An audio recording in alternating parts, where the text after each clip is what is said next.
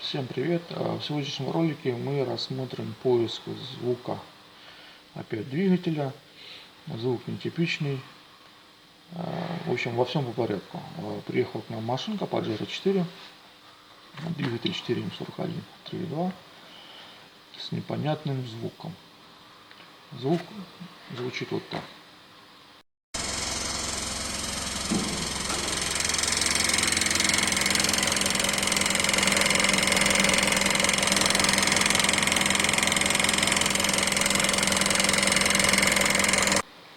Как мы видим, звук не в такт шатуна, не типичный шатунный звук. Поэтому начали разбираться, что так может случаться.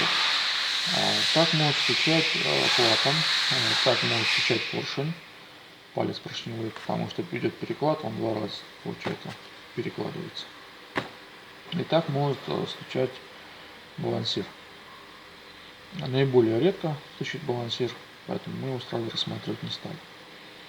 Тем более со слов клиента машина ехала, резко загремела, буквально на 100 метров доехал там до дома и заглушил, и больше не заводил. Поэтому стали искать по этапу. Первым делом проверили клапанный механизм, клапана действительно на первом-втором цилиндре были зазоры гигантские, просто клапана отрегулировали. Проверили попутно цепь, все механизмы цепи, там все в порядке, собрали, все равно шумит. Дальше предположили, что это палец. Собственно говоря, начали рассматривать это палец. Как мы это делали, смотрите дальше.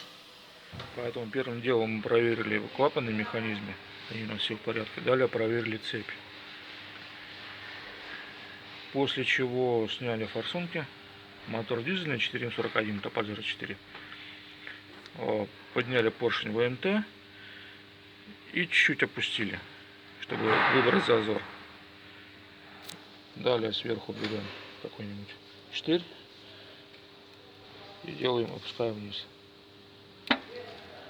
Вот произошел звук. Что произошло? Шатун ушел вниз, выбрал зазор, поршень немножко отстает. Мы надавили, и поршень прихлопнулся. Вот. А других такого нет. То есть вот именно по первому цилиндру мы это нашли. Разбираем дальше. Так, значит, сняли мы ГБЦ. Сейчас мы проделаем то же самое, только со снятой ГБЦ. Видите, поршень чуть дал вниз. Выбрал зазор. Разбираем дальше. Достаем теперь поршень. Шатуна.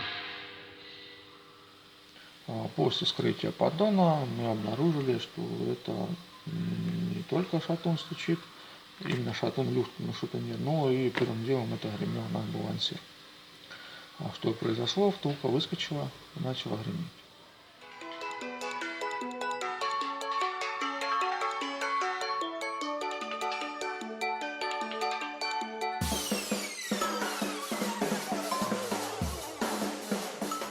Что же все-таки произошло? Произошло вот что. Выскочила втулка балансира. Вот отсюда. Вот ее остатки втулки. И вот такими вот следы от того, как бил наш балансир.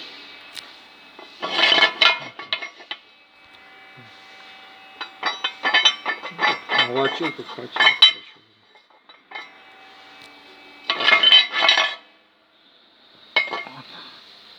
Следы на самом балансире. То есть здесь болталось вместо втулки, эта часть он бил здесь по корпусу. Далее что произошло? Так как втулка выскочила, точка смазки, давление масла окончательно упало и начали уже срабатываться вкладыши первого шатуна. Это то, что мы видели, когда поршень ходит. То есть мы предполагали, что это из-за пальца, но это уже было из-за износных клавиш. Почему не слышали? Потому что характерного стука шатунного, потому что вот этот балансирный стук заглушал все. И вот тут самое интересное. По своему опыту я знаю, что втулка перед тем, как выскочить, она дико жужжит, как будто самолет реактивно взлетает. Мне не верится, что хозяин этого не слышал. И судя по повреждениям, после того, что я даже стал тоже вкладыши стачивать, тем более мне не верится, что он тут же остановился. Там проехал 100 метров и остановился. То есть, как минимум пару дней он еще ездил. Зачем обманывать, я не знаю. Рассказал бы сразу правду, как все было. Ну, наш бы путь поиска был бы короче. Из-за чего вообще это произошло? Ну, тут дело вот в чем.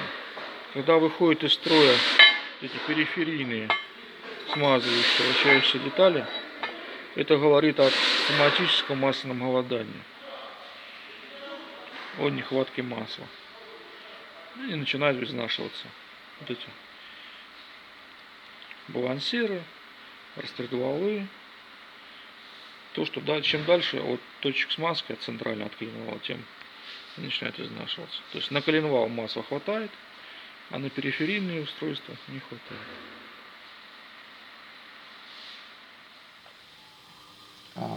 Думаю, ролик вам будет полезен.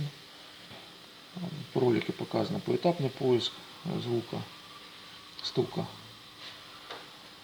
Не сразу мы разобрали мотор и там уже смотрели, что стучит, что не стучит, а именно поэтапно искали понемножку. Работа трудоемкая, но сразу разобрать и ничего не найти, клиент за это платить не будет. Поэтому мы искали по полочкам. Думаю, вам это пригодится. Всем пока.